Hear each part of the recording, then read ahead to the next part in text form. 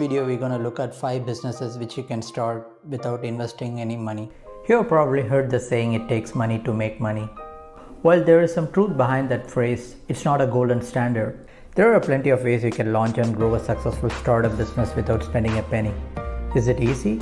No, not by any means. If you have money sitting around, by all means, please invest in your business to get it off the ground and to accelerate growth. However, I realize that's not always a possibility, and that's okay.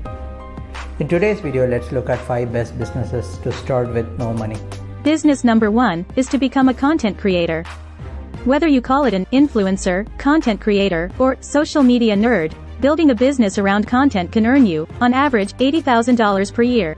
Now, like any business, that doesn't happen overnight. You'll need to create consistent and engaging content that builds an audience you can leverage for dollars.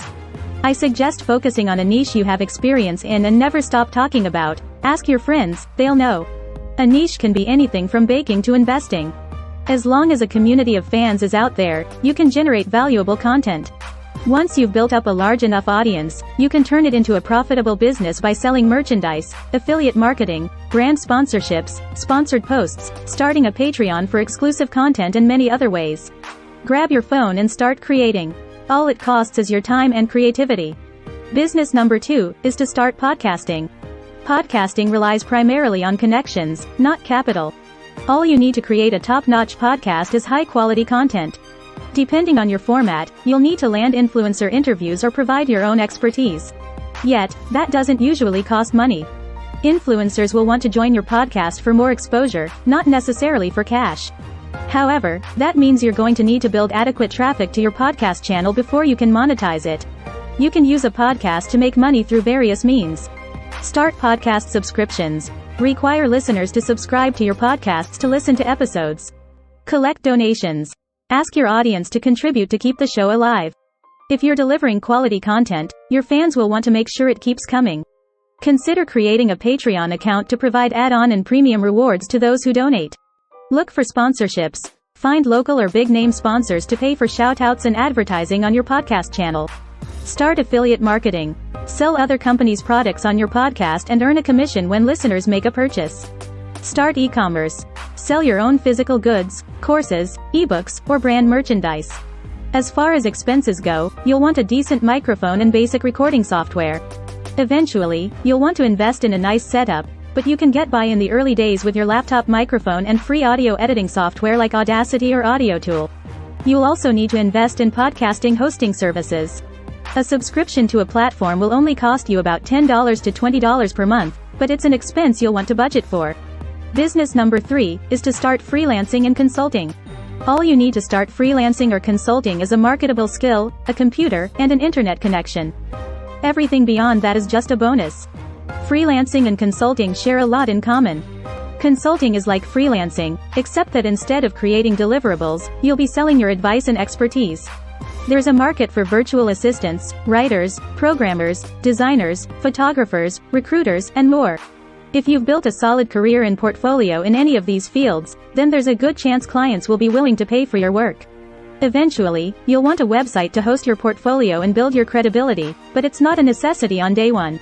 If you're struggling to find initial clients, you'll need to invest in marketing yourself. However, you should be able to get started by networking with your friends, family, colleagues, and previous employers. Your earnings may start small as a freelancer or a consultant, but they'll grow steadily alongside your experience and portfolio.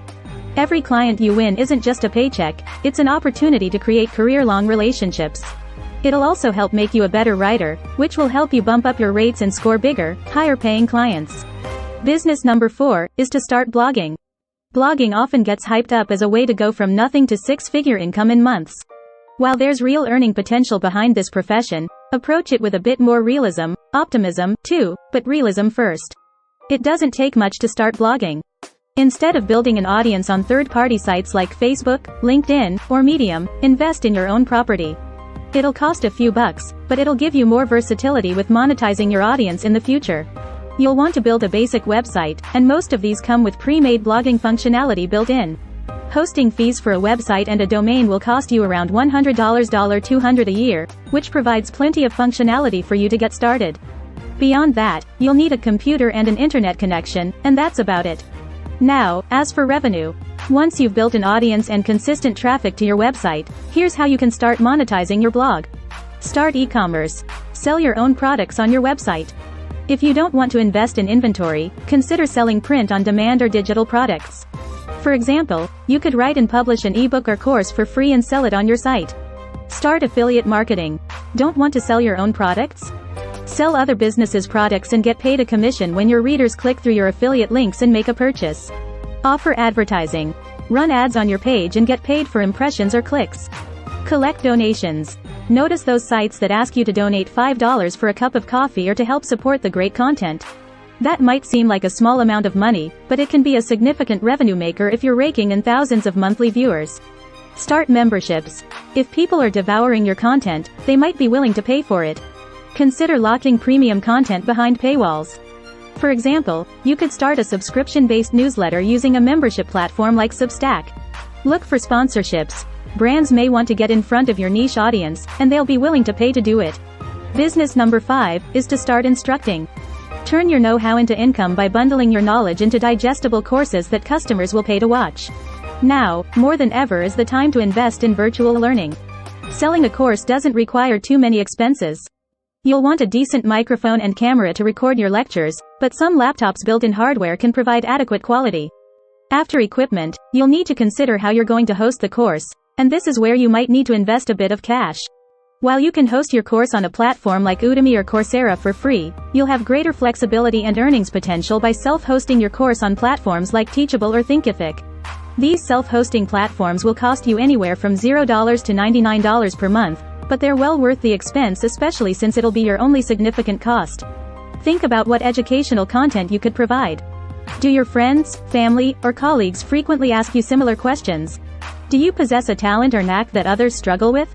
If so, your idea has the potential to be a lucrative course. Start small and test out your idea. Don't make your first course a 30-hour-long piece of content. Start with a 2 or 3-hour course and see if you like it and if your audience wants it. Course creation is an excellent side hustle you can experiment with without quitting your 9-to-5, giving you an added level of security. Now that we saw about the 5 businesses, let's go over a few tips when starting a business with no money. Often, refusing to spend cash on important expenses can make you penny wise and pound foolish, which essentially means you're pinching pennies but losing dollars. Know where and when it's right to spend cash. Don't just put the money away into savings.